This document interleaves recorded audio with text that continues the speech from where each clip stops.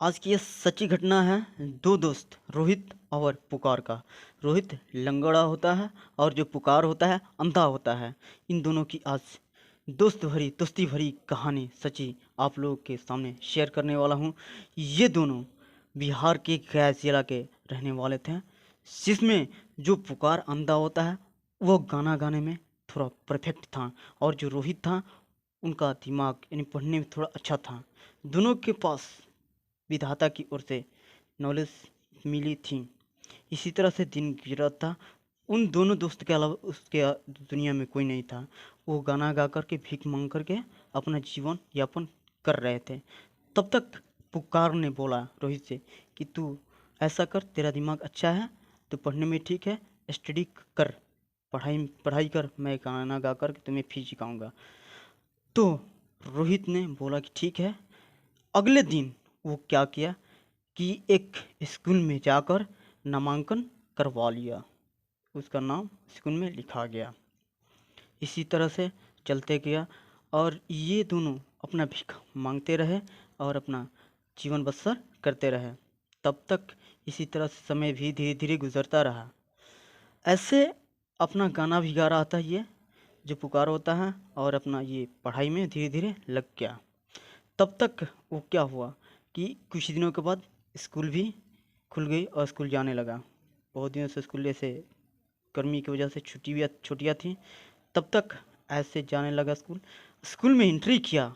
जिन ही वो बच्चा एंट्री किया स्कूल में, देख कर के सभी छात्रों ने उसे हंसने लगा, हंसी मजाक उनका उड़ाने लगा।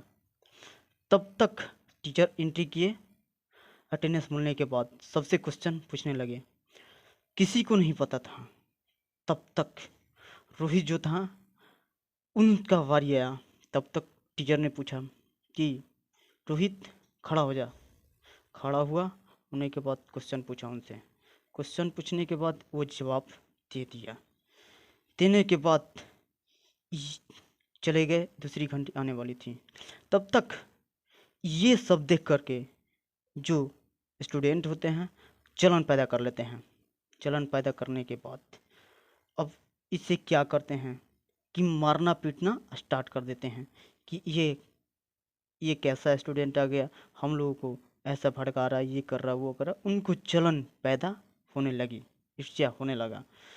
तब तक वो कुछ नहीं बोला। इसी तरह से बोला था कि गरीब है, ये कैसे हमारे स्कूल में आकर कैसे कर दिया। वो सिर्फ रो रहा था। जो रोहित था वो बच्चा सिर्फ रो रहा था, रोने के अलावा कुछ नहीं बोला। ऐसे टीचर ने भी एंट्री मारी कुछ समय के बाद। तब तक टीचर ने भी एंट्री करके देखा कि रोहित रो रहा है। ऊपर से उनको ही उसने पीटने लगा, मारने लगा। तब तक वो बेबस होकर के अब कुछ नहीं बोला। तब तक क्लास से छुट्टी हो गया। अब धीरे धीरे एग्ज़ाम का भी टाइम आने लगा। कुछ दिनों बाद यानी 6 महीना बाद एग्ज़ाम का भी टाइम आ गया।